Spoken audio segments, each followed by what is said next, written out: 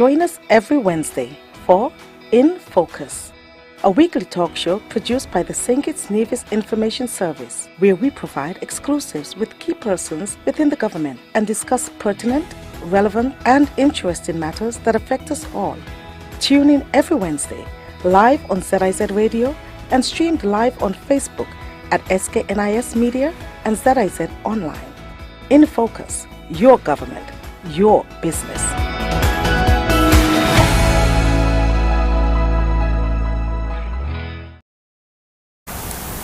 I'm Ian Richards. Welcome to InFocus, a weekly program where we zoom in on what's happening within and throughout the government, your government. Now, the government of St. Kitts and Nevis presented a voluntary national review, or VNR, to the United Nations High-Level Political Forum on Sustainable Development in New York on July 18, 2023. The Honorable Konris Maynard, Minister of Energy, led the federal delegation to the high-level meeting and presented the VNR to delegates and officials as the UN continues to monitor the full implementation of the 2030 Agenda for Sustainable Development at the global level, otherwise known as the Sustainable Development Goals. Joining us today to discuss the VNR presentation and St. Kitts and Nevis's pursuit of becoming a sustainable island state is Minister Maynard, the Honorable Joyelle Clarke, Dr. Joyelle Clarke, that is, Minister of Environment and Climate Action, and Auren Manners, Director of the Public Sector Investment Program. Stay with us as we delve into your government, your business.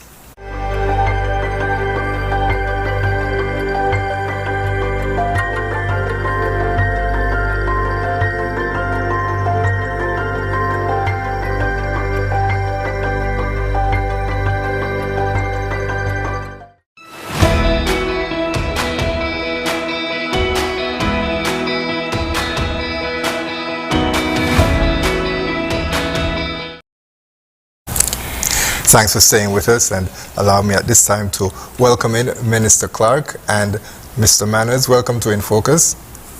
Thank you, Ian. Thank you for having us. And allow me also to apologize for the lateness of the Honorable Konris Maynard. He is on his way, so he should be joining us shortly. So, Minister Clarke, we'll start with you. First off, explain to us what is a VNR. We spoke about it in the opening, a voluntary national review. What does that mean?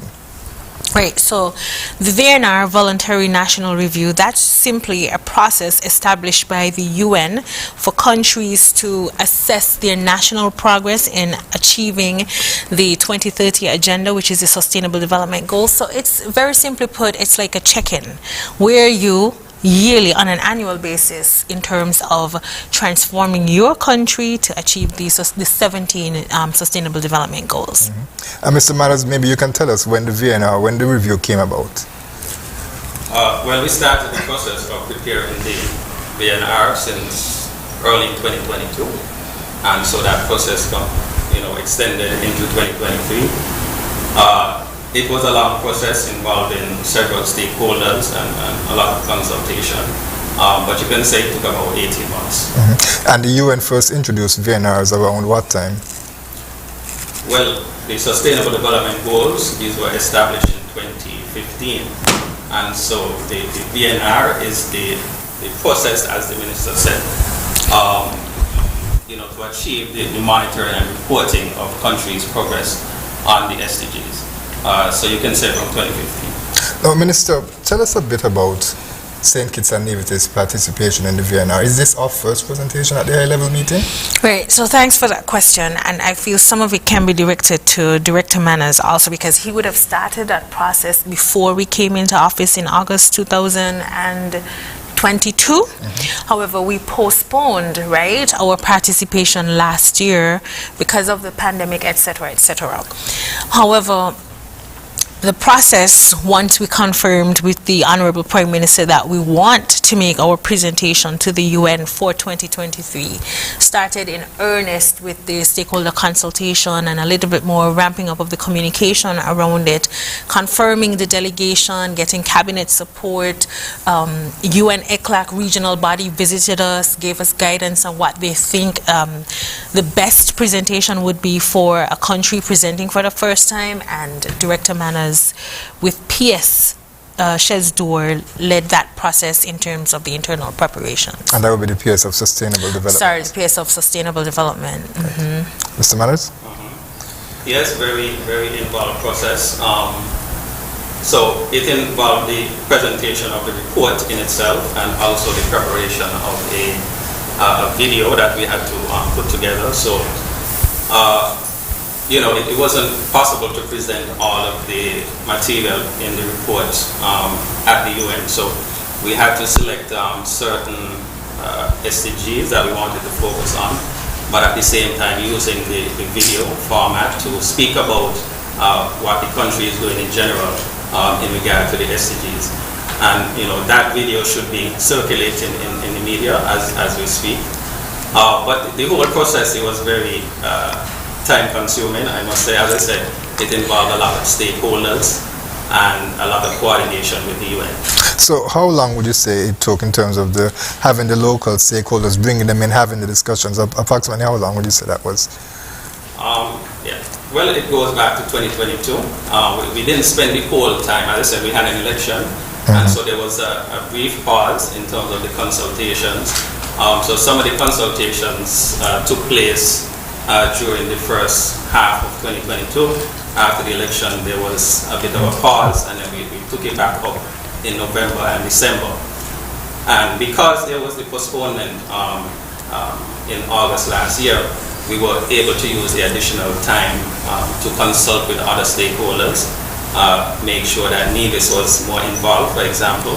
So 2023, we dedicated a lot of that time to going over to NIVIS and meeting with the NIVIS stakeholders and trying to bring in other persons that we didn't get involved in 2022. Minister, talk to us a bit about the makeup of the delegation who represented St. Kitts and Nevis at this meeting.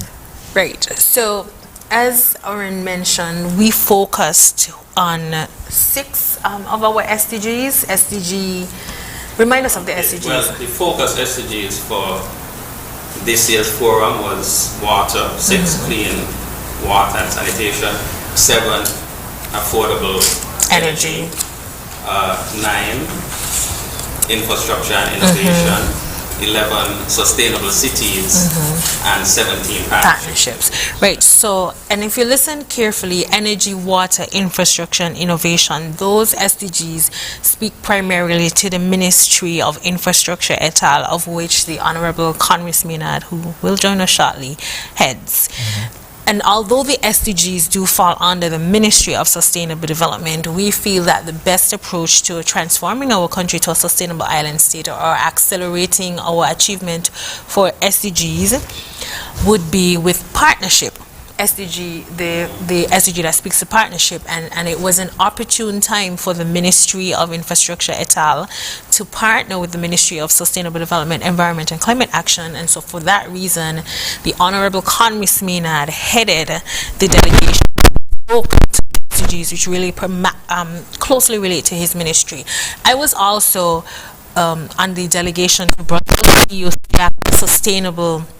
Sustainability and Climate Resilience Conference with the Honorable Prime Minister, so could not join this delegation. But even if I was there, the Honorable Konris Maynard would still lead the delegation because of the SDG focus. Miss Shirlita Dorr-Tyson, the PS of Sustainable Development, also joined us. Mr. Auren is here, who is the Director of the Public Sector Investment Program. Mr. Kevin Hope, who is a consultant for the VNR process. Ms. Dinola Laplace, who is a Communication and Research Officer from the Ministry of Environment et al., and Ms. Nikira Nichols, our UN Youth Ambassador. And of course, our mission, Ambassador Nerys Dockery and Ghislaine Williams and all the other officers at the mission in the UN mission in New York were part of the complete delegation. Talk to us a bit about the importance of having that youth representation at the forum. Right, definitely. So, and I should say that her participation was fully funded by the UN itself, which is a clear indication of their interest in hearing the youth voice.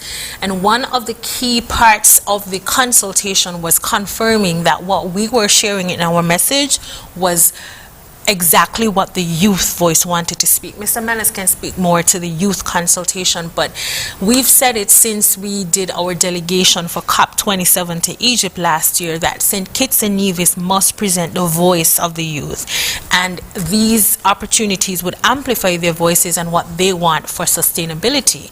Why is it important? The goal to become a sustainable island state and achieving our targets for SDGs is all about the future proofing, future planning. It's about young people and the St. Kitts and Nevis that they are going to have when we leave. So that's why it's most important to have their voices always on our delegation and in our presentations. Yeah, I was asked yesterday on freedom, what's the meaning of sustainable development? And the meaning is managing your affairs in a way to leave a better future for the next generation.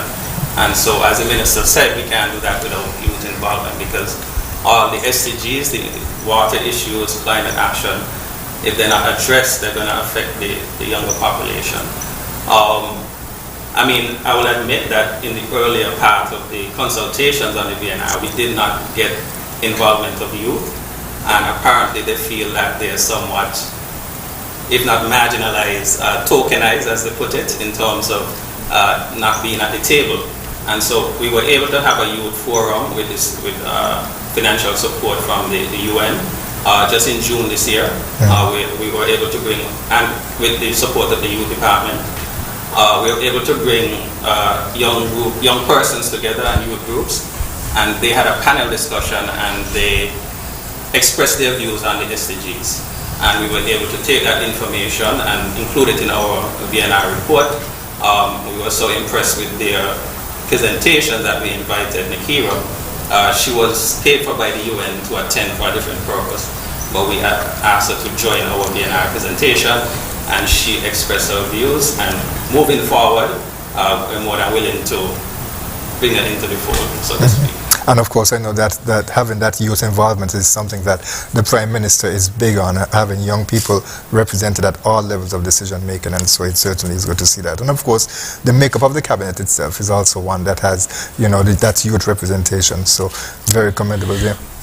Thank you. So let's speak a bit now about why St. Kitts and Nevis. Why is it the first time that the country would have been presenting its VNR? Of course, as you mentioned, Mr. Manners, 2015 it was set up. How is it that we took so long to present one? The process to monitor the SDGs, it goes beyond the VNR report. So although the SDGs is 17 goals, right? Each goal there's a total of 193 different targets to be met.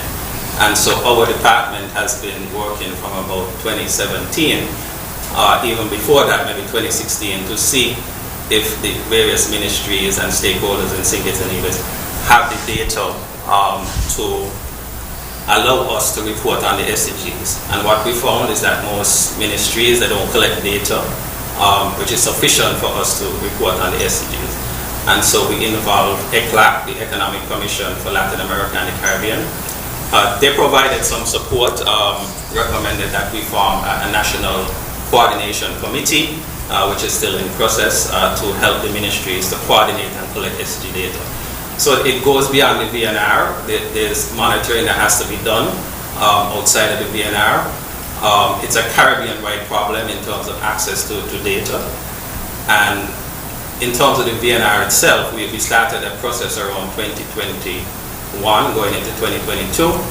Of course, you had COVID, and so what the VNR allows you to do is not just focus on statistics, but also to report on qualitative information. Just what are you doing in the country to achieve SDG 6, SDG 7, etc. And so we're able to take that approach and run with it. But there's still a lot of work to be done in terms of statistics, etc.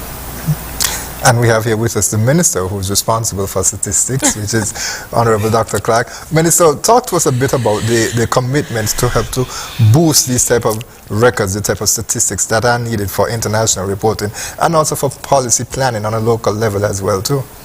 Right, thank you for that question. So I I need to stress again how critical data collection is for St. Kitts and Nevis, right? Decision making has to be informed by data. The only way you can collect data is to be out in the field. You saw the census exercise that as a minister I walked into on the latter phase of the data collection process and collation. But as well as collecting data, there's a need to collate data and share data and have data stored in a virtual data bank or space that's accessible by all ministries, or a platform where all ministries, based on their data collection, can share information. And that's part of the commitment that the Honorable Minister of Technology can speak to when he joins us, that there is a need for us to really look at all the information that we already have and make it shareable and usable and digestible. So sometimes it's not that we do not have the data, but we're not sharing the data. Additionally, if we don't know what's happening in St. Kitts and Nevis, we cannot determine what policies would best serve our population. And Auren's example of the youth voice was clear, that we would have been going to a VNR, present a VNR without the real voice of the youth. And that session in and of itself was an opportunity for collecting very rich data about what our young people feel is the best pathway for them as future citizens of St. Kitts and Nevis. So that's why I need to stress the importance of data collection. Now, the Department of Statistics does not just collect census data, there's agricultural data, tourism data. So we collaborate with various ministries, and it's this data that really informs our budgeting process, the policy development for the cabinet and the respective ministries. So I'm using this opportunity to say, everything that you do, you must collect data. It's the same thing that's happening with the Department of Constituency Empowerment, which is newly operationalized again, and their entire work profile for the past 5 months has been data collection. It is important, and they've been working very closely with the Department of Statistics, and this is something that every department ought to do. Creative Economy is launching on Friday. Everybody should go. And on Friday, that's the start of another round of data collection for that department. So we know who are our young entrepreneurs, what do they want, what services are needed, and the only way you can make decisions about a country for now and about a country for the future, which is sustainability, is through data collection. Right. As she said, it starts with digitalization.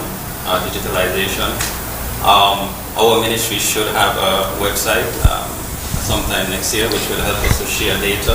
I think the Department of Statistics already has a website, but the minister has challenged us to, build out our communication capacity. But we have to move away from the manual way of collecting data and storing data and move to more interconnection. Very quickly, Mr. Maynard, can you give us a sense of how long was the engagement at the UN at the high-level meeting where the VNR was presented, and what type of engagements did St. Kitts and Nevis participate in? Well, we were there for the whole engagement was from the 10th to the 20th. We were there. Some of us went in the first week, and the rest of the delegation came in the second week.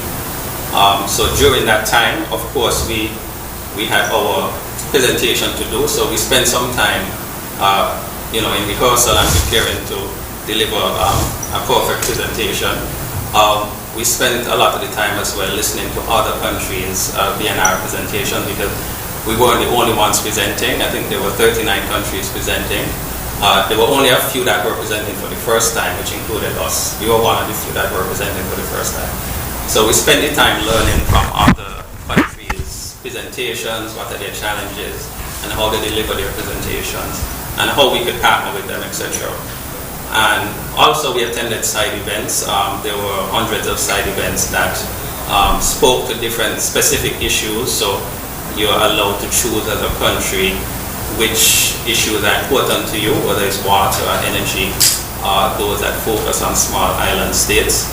And so we attended those events in between.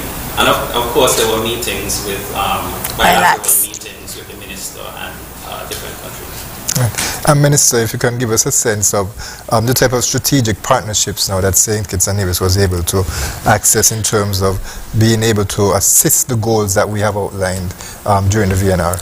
Right, strategic partnerships, if I could clarify, from that VNR session or in general that we're working towards? From that VNR session. All right, so I believe that question would be best for Minister Maynard because he did do the bilats. But what I can speak to in general is the strategic partnerships that are leading towards our transformation as a sustainable island state. And I would start with UN Clarke. When they visited us, I think they visited the cabinet in January, if my memory serves me correct, and they were instrumental in telling us, use this VNR process as an opportunity to showcase what your main policy agenda is for St. Kitts and Nevis.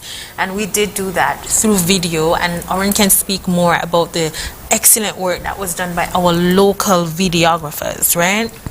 Secondly, they asked us to use it as a promotional option for St. Kitts and Nevis. Therefore, the video spoke to tourism, agriculture, food security, digital innovation, where we want to go in terms of pandemic response. And we recognize now that UN Clarke, having seen that we made a commitment to follow their suggestions, has already established itself as one of our primary partners, regional partners and coordinating partners for the Sustainable Island State agenda. So that specifically has been one of the best outcomes of the VNR process, that we're able to articulate more clearly where we want to go based on the vision of becoming a sustainable island state and who are the key partners who could take us there as we use this Sustainable Island State agenda as an SDG accelerator. And this came about from a meeting, a bilateral meeting that Auren and myself had while we were in Chile at the UN Clarke conference on sustainable development and where the Caribbean and the Latin American region are in terms of achieving this agenda in the next 7 years. Okay. Yeah, well, the domestically, yes, we've had a lot of partnership with the private sector. Even the shirt I'm wearing, this was suggested, the idea of a private sector stakeholder. We didn't ask them to do it. So persons have been interested in the SDGs and willing to come on board. When we meet with the private sector, we try to get them to, incorporate the SDGs in their planning, not because they're private sector. So both private sector and civil society, we try to get them to understand how they can contribute to the sustainable development goals. So we're seeing increased interest through our ministry, the Ministry of Climate Action, etc. In terms of internationally attending this conference, as you said, Minister Maynard would have done bilateral engagements, but it's really a networking experience where we get to meet with other countries. We listen to the small island development states, particularly, to hear how they're addressing issues regarding water, etc. Sometimes these are small countries in Africa and the Middle East. So although they're small, they're not as small as us. So they propose solutions, but then we have to see how it fits to our smaller context. So we have been able to meet different countries along the way and get their information and stay in contact with them to get ideas how we can solve our problems. And also those in the region such as St. Lucia, Jamaica, Barbados.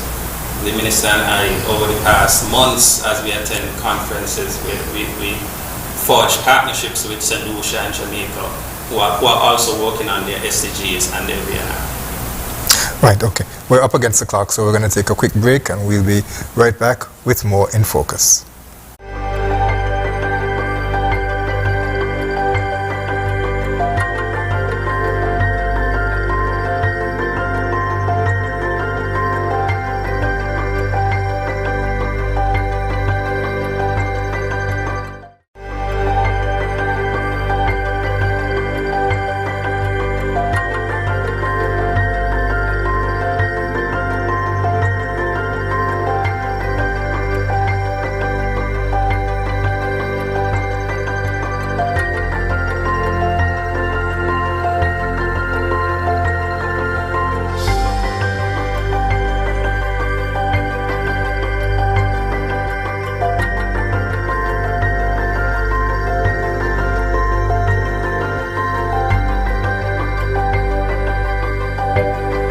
If you haven't done it as yet, please do it today.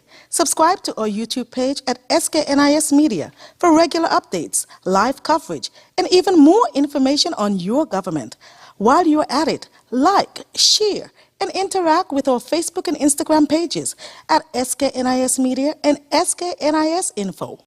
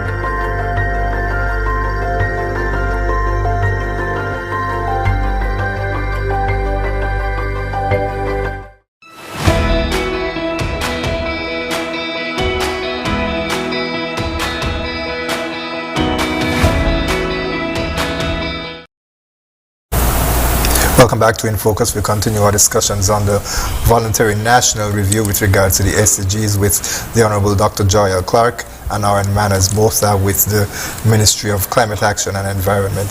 Minister, we spoke earlier about the VNR process in terms of St. Kitts and Nevis's presentation there, the first time that would have taken place in July, that's earlier this month. Are we the last within the OECS or within CARICOM to do so? Because I noticed that the delegate from St. Lucia congratulated St. Kitts and Nevis, but suggested that, you know, we were a bit late to the table. Yes, we were the last in the OECS, and with respect to CARICOM, with the exception of Haiti and Montreal, we are also the last, and we understand the situation in Haiti. So, and that's unfortunate, but guess what? I want to congratulate the team for making us now part of the number of countries who have finally presented our report to the UN. Now, why do I say this? Political will is so critical in terms of meeting international obligations, which are then tied to your local obligations, right? And how you intend to transform your country. Now, when we became the government in August 5th, one of the first things that our Prime Minister did say, he wanted St. Kitts and Nevis to become a sustainable island state. We heard that in the throne speech, we heard that in a budget address, and we've heard that every single time a minister speaks. That is real commitment, and a critical part of that commitment was the task to the Ministry of Sustainable Development and the Department of Public Sector Investment and Planning to present our VNR, because it's the first step in transformation. It's an assessment of the state of affairs, and once we know where we are and we can identify where we want to go, then we know that the journey, you know, it's whether it's tough or not, this is the start of the journey. So, and we're not last only in this. Unfortunately, we're last in a number of other issues that relate to sustainability, like banning single-use plastics. I have to use this opportunity to plug that in November, when I participated in the wastewater forum with the Honorable Minister, recognize again that we were last in the OECS in terms of banning single-use plastics. If we are going to become a sustainable island state, we have to actually commit to our regional and international obligations, and in particular obligations which speak to the SDGs and the 2030 agenda. And that's why we've been so aggressive at the Ministry of Sustainable Development and the Ministry of Energy and Water in making these commitments, in traveling to participate in these international sessions, because the commitment then influences what happens in St. Kitts and Nevis, our survivability and our sustainability. So we were last, but no, we're not. And I'm happy. And the participation at those regional and international forums really allows St. Kitts and Nevis to have its voice heard, to learn from the partners who would have done that before the other countries. Of course, there is, we are the smallest independent country in the Western Hemisphere. Yes, we are. But at the end of the day, St. Kitts and Nevis has been a leader in many areas. And so we're able to learn from our partners, we're able to form these relationships with them, we're able to invite them in to see how they can assist and adopt the best practices, modifying it, of course, to what is the reality here in St. Kitts and Nevis. So it's important to have a seat at the table. It's so important. You're so correct. You are. And our ministry will collaborate with other ministries. And we won't always be the participants. We're going to fund other persons where we can participating. Because if you're not there at the table, you can't. What our Prime Minister says, if you're not at the table, you're on the menu. And the region and even internationally, they're not accustomed to St. Kitts and Nevis not being there to lend their voices. Pandemic aside, it has been 7 years of absence, which has been problematic, and we have to course correct. So I'm really happy that we're all on board with this aggressive agenda of course correcting and saying we need to be there, we need to show up, we need to make our international commitments known. And every time we participate, we have bilateral partners who are willing and ready to fund, to support, to guide, to provide training and technical support for our own transformation. Now, Mr. Maynard, I would invite you to jump in as well too. You just mentioned the commitment by the government, by the Prime Minister, of course, to transform St. Kitts and Nevis into a sustainable island state. What does that look like? Right. Mr. Maynard, is that who? Okay, I'll start. I'll definitely start. And so, as you said, the transformation to a sustainable island state, as presented first with the throne speech, the budget address, etc. It's the vision not just of our Prime Minister, but now of the entire cabinet, of the government, of the Ministry of Sustainable Development, Ministry of Climate Action et al. And what does this mean really for St. Kitts and Nevis? If you put it in, let's say, bread and butter terms, it means you're going to have 24/7 water, cheaper renewable energy sources. We're going to transform the digital landscape of St. Kitts and Nevis. So we are digitizing every single thing. It means that food security is not just based on imports, but food security can be locally harnessed. It also speaks to poverty. We do have cases of indigent and vulnerable people here in St. Kitts and Nevis as per our recent census. We have to stamp these out. If we look at the Ministry of Human Settlement, for example, it means getting rid of every single pit latrine in St. Kitts. And you could not believe that people still use pit latrine. It's not an indication of a developing country. It means that every home that's constructed in the future has solar panels, has a cistern, so that we don't have challenges. It really speaks to how do we make the lives of Kittitians and Nevisians better every single day going forward. Cost effective, equitable, and improve generally the standard of living for St. Kitts and Nevis. For every citizen, every resident, whether you're a migrant, or you're just a resident, every citizen, whether you're in the diaspora or you're in St. Kitts and Nevis. Mr. Maynard? Yeah, so this SCG report that we've done, the VNR, it's part of that process because, she spoke about the Sustainable Island State agenda. This is an assessment of where we are in regard to the Sustainable Development Goals. And so they're all intertwined. And so we can't know where we're going unless we know where we are currently, and so that's the benefit of doing the VNR report. It lets us know across all SDGs 17 where we are as a country and how we can address those gaps in the Sustainable Island State agenda. In between those two, there's also a national development plan that is being formulated, and it's close to approval and publication. The development of that plan is for the next 15 years. So our last national development plan was from 2006 to 2017. And there was a bit of a gap where we had no national development plan. And so this national development plan will take us for the next 15 years. And it's also being aligned to the Sustainable Island State agenda and to the SDGs. So we want alignment across all these policy documents and strategy documents, including the strategy documents of the different ministries. So we're seeking alignment across the board in terms of sustainable development. And so, but just to let you know, there's a process in place in terms of this SDG report.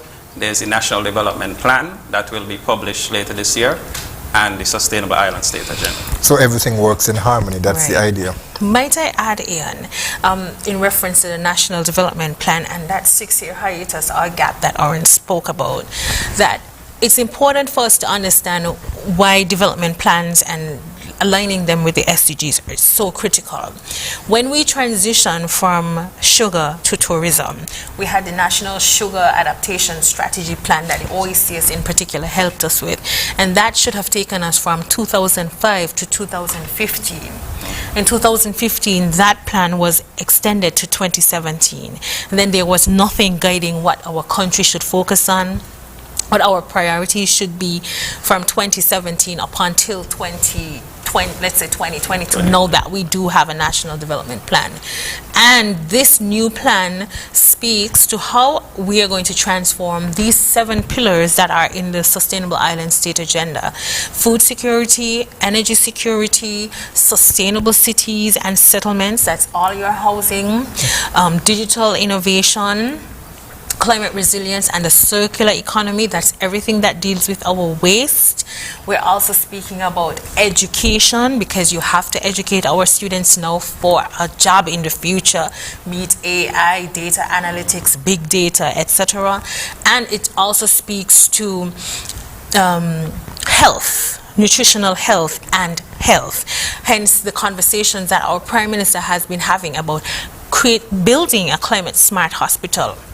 And that's a very basic example of a new development plan says to the people of St. Kitts and Nevis, the technocrats and the policymakers, that if we're going to survive given climate change and given all the disasters and the vulnerability of St. Kitts and Nevis, economic vulnerability, conflict, we definitely need a plan to guide where we're going. And that's why the new National Development Plan is so critical.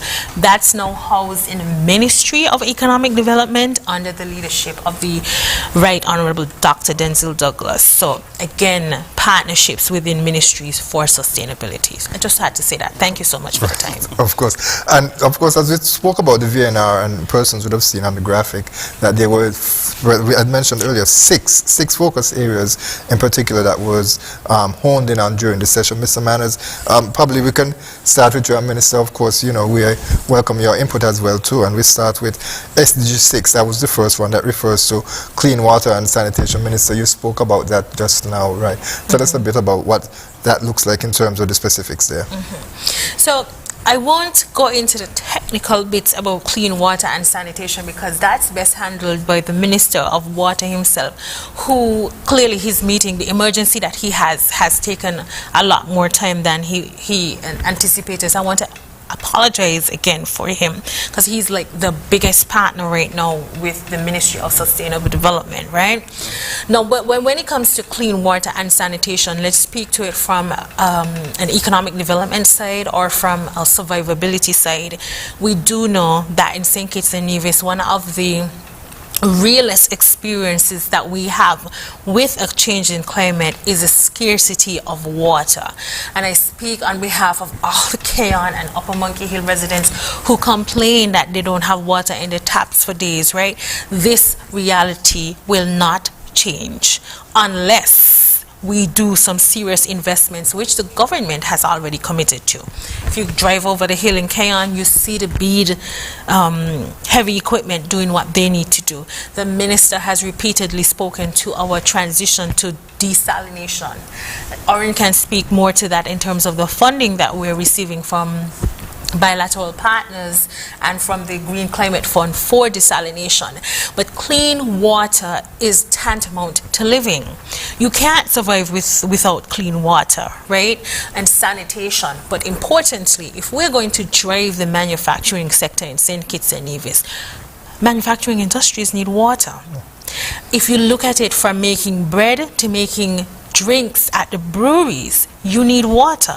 I really do hope I have permission to say this, I recently had a conversation with the breweries, and the conversation was that they had experienced challenges with water. They had to shut down production for about 76 hours. And if the breweries is a 24-hour production plant and they had to shut down for 76 hours, let's translate that into what it means for people's dollar. It means several employees would not be needed for 76 hours. That's what, 3 days, 2 days? I don't know, 3 days. It means you don't get a full week's pay. It means you can't put the same amount of food on your table because there's a water problem at the breweries where you work. Rest for 3 days. And that's the bread and butter of climate change when it comes to water and water access. Unless we change our habits globally, we're not going to limit warming beyond 1.5 increase, and we're already at 1.2. And we're seeing globally what's happening in Greece, what's happening in Canada with the wildfires. Right. We're seeing record-breaking temperatures in the US, in Phoenix. We're seeing the back end of the increased high-pressure systems and intense heat, which is extreme rainfall in other warmer, humid places. And guess what? We have not yet seen what's going to happen for the Caribbean as we enter into the most dangerous part of the hurricane season.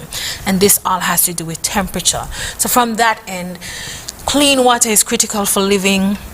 It's critical for sanitation. For St. Kitts and Nevis, it's critical for the residents of Keyon and Monkey Hill, and the government has made its commitment to address this problem. It's critical for the manufacturing sector. It's critical for our survivability. Mr. Maynard, I want to stay on the water issue because it is something that really impacts citizens here in St. Kitts and Nevis. So your input? Well, just to jump back to energy first.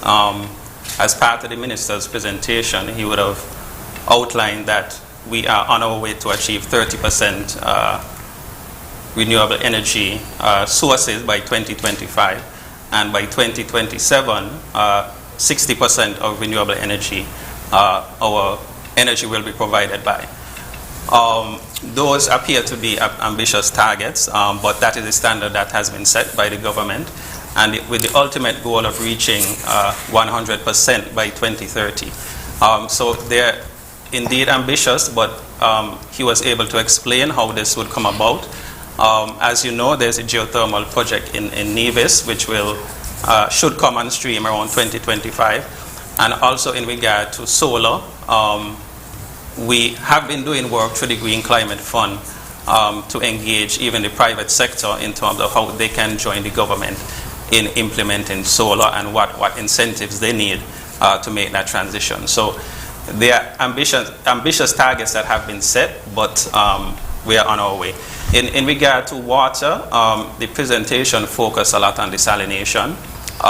We are about to install our first publicly owned desalination plant at Canada Estate that was donated by the United Arab Emirates. And what we are seeing is that, you know, we have applied to the Green Climate Fund for assistance with desalination, but there are also local persons and private sector persons here that can assist with desalination.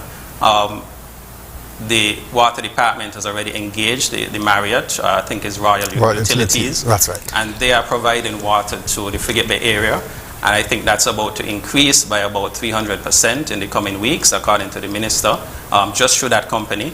And, you know, they have been, you know, engaging both the domestic private sector and the international community to provide investments in desalination. So while we have applied to the Green Climate Fund, we also have persons here that can provide that support.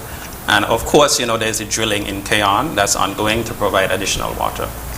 Minister, you spoke about water, and you spoke about earlier in terms of having the homes change, the investments that need to be made in private homes.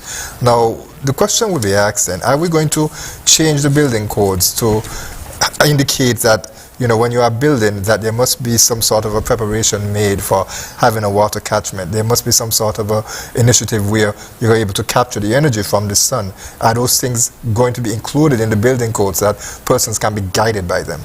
Right, thank you for that question, Ian. And I know sometimes when people hear of the building code or the planning board, they get a little bit of anxiety because it's where you submit your plans, you want to build your future. The important thing about the building board, or the Development Control and Planning Board, rather, DCPB, is a new subcommittee that has been established at this DCPB for the planning board, for short, to review changes that are needed to our building codes to respond to climate change and the climate crisis. So I can't say yet that the timeline will be at this point, but what I can say is that the planning board has already started a conversation, and this is not taken just from thin air. We actually have the Urban Resilience Plan for Greater Bastia, which is 2022 to 2037, which also came out of GCF support, right? The Green Climate Fund support, and the new National Development Plan and the National Housing Strategy, which speak to changes that are needed in our building codes to respond to the climate change that we are currently experiencing, in particular water. So the new codes may speak to the need for a cistern. It may speak to the need for guttering, for water harvesting and water catchment. It also will speak to how do we solarize our buildings. And I want to also plug here the housing revolution from the National Housing Corporation, which also has made its commitment to revolutionize how we present low-income and middle-income houses to our population, by making a commitment, and a very serious commitment, and an internationally recognized commitment to provide smart homes, not techie smart homes, but climate resilient and climate smart homes for our people. And this includes the solarizing the homes. This includes ensuring that there are cisterns. This includes ensuring that you have space for backyard garden, for food security. And this is like top-notch innovation from NHC that I think we need to take a moment to applaud, because they could have just built a regular house and say, you all go and live. That does not speak to survivability for the next 7 to 15 to 20 years. So kudos to NHC, and kudos to the Minister of Human Settlements, the Honorable Dr. Jeffrey Hanley, and the Deputy Prime Minister for recognizing and negotiating with investors and developers for smart homes which respond to the climate crisis and, more importantly, to our serious challenge of water. Mr. Maynard? Yeah, just to add, this is a direction that we really need to go in terms of water conservation. Yes, we have desalination and drilling. But if you listen to the water manager, he has spoken about the way that persons see water and use water and not recognizing the value of it. And so water wastage has become part of that equation in terms of, our water supply, right? So yes, we have to attack supply, but we have to also attack the usage of water. Behavior. And so, as she said, the revision of the building code is too early to say, but NIVIS has already gone in that direction in terms of requiring that households have either a cistern or some type of water catchment. And so it's something we need to look at, and it's really important. Well, I'll welcome into the conversation now the Minister responsible for Energy, the Honorable Konris. Maynard, sir, thank you for joining us. Thank you very much for having me. Well, we've been talking a bit about some of the 6 issues that were identified at the VNR, the SDGs in particular, and we spoke about 6 and 7, which would be clean water and sanitation, and also affordable and clean energy. Those are things that come under your purview. But perhaps you can share some insight now in terms of the other areas. Let's talk a bit about industry, innovation, and infrastructure, which of course was SDG 9, and that was discussed at the VNR. Right. So you had a specific question, or you want me to go into it in general? Presentation, yes. Right.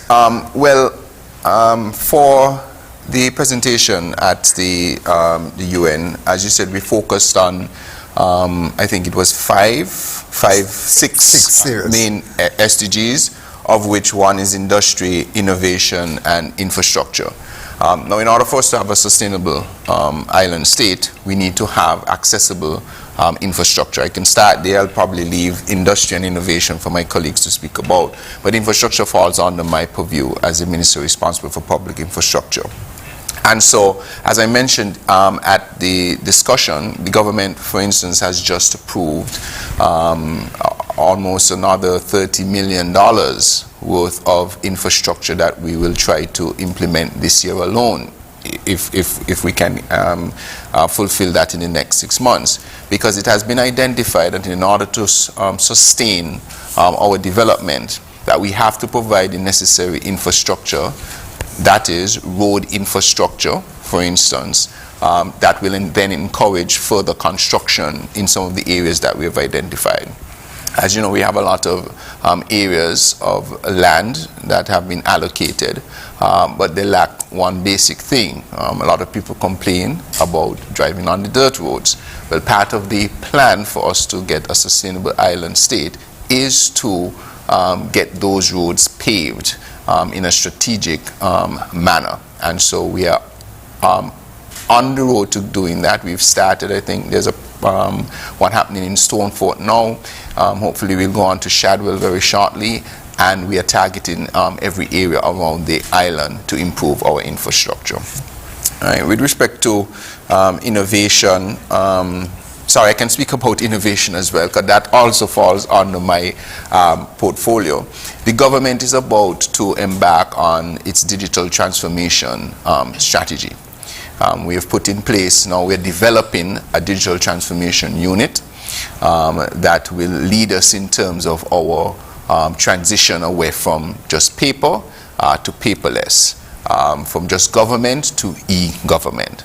We're looking forward to a day when you no longer have to have a proof of address, because your digital ID says exactly what your address is. Or you don't have to go to the police station to get a police record, then go to government or go to the post office to get a stamp, then go to the health center to get a birth certificate. You'll be able to do all of that digitally. For those who are capable on their phones, it could be on your phone, but also to create the facility where those who are not so inclined, that there is an area that they can go to access these digital services. And so the government is intent, in order for us to fulfill our goal of innovation, to pursue this digital transformation strategy. So those are the two I would probably speak on. I think I would leave Dr. Clarke to jump in on the industry part of things. Okay, I'll start and carry right back to the Honorable Minister. So, as I mentioned earlier with industry, and you could think of industry from the manufacturing side, you can think of industry from the individual and entrepreneurial activity. And I want to speak in terms of industry and industrial development and manufacturing for St. Kitts and Nevis.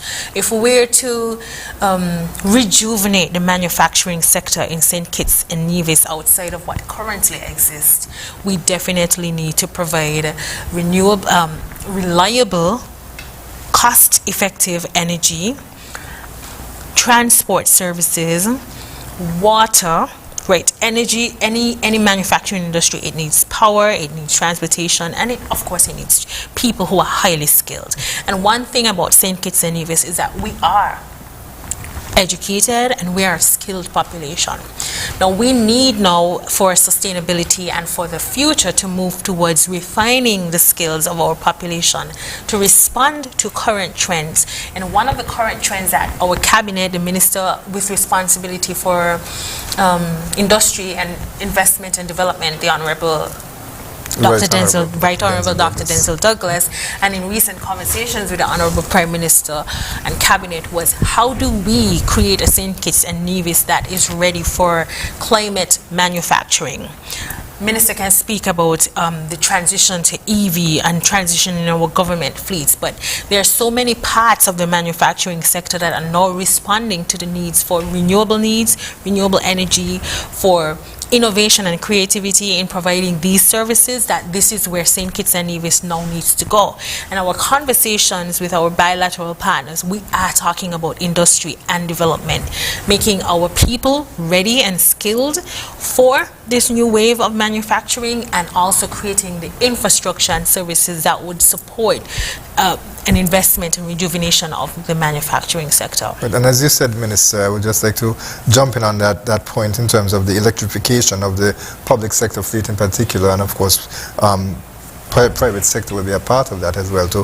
But we're up against the clock. We have about 3 minutes left. So Minister, I'm going to turn to you and give you the last say with regards to that, because so it is something that is new to St. Kitts and Nevis out there. There are a few electric vehicles and hybrid vehicles here and there, but persons really don't know about that. So what strategy is behind the government in terms of being able to build that out?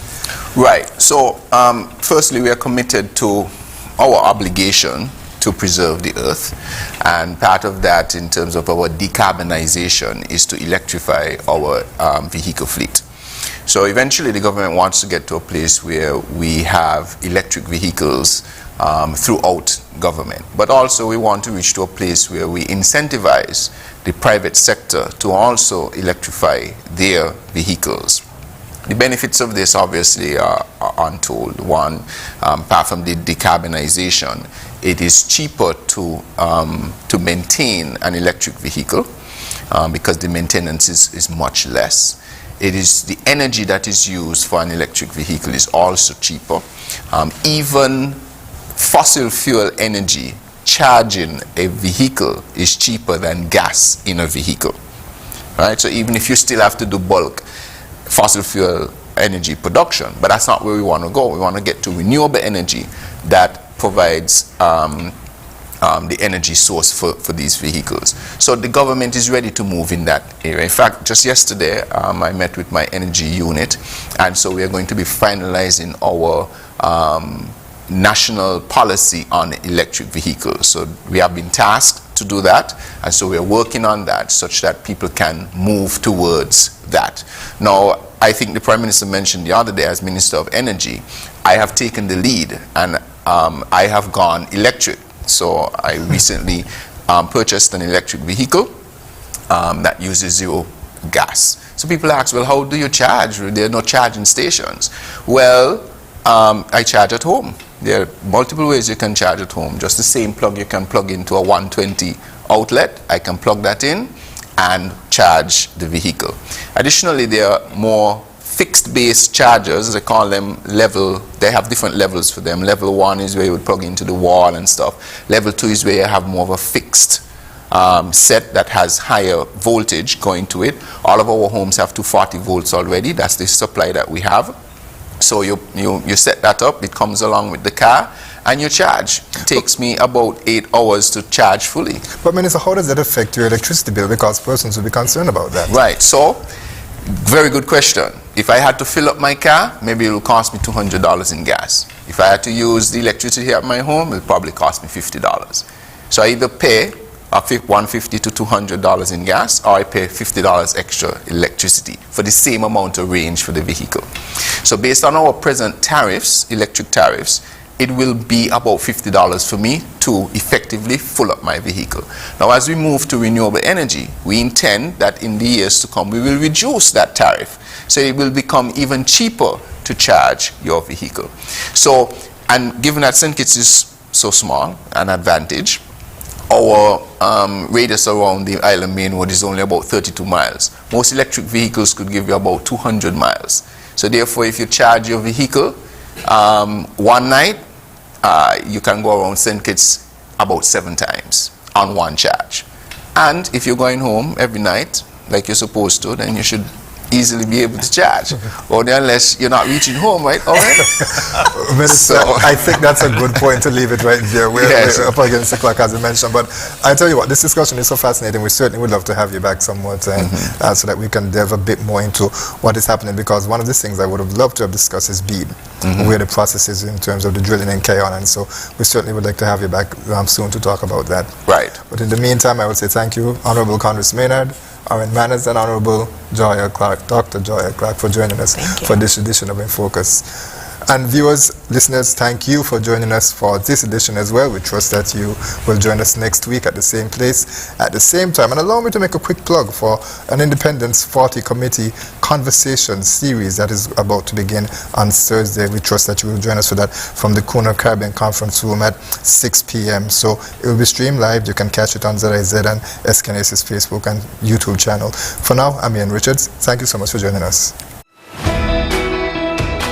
Join us every Wednesday for InFocus, a weekly talk show produced by the St. Kitts Nevis Information Service, where we provide exclusives with key persons within the government and discuss pertinent, relevant, and interesting matters that affect us all. Tune in every Wednesday, live on ZIZ Radio and streamed live on Facebook at SKNIS Media and ZIZ Online. InFocus, your government, your business.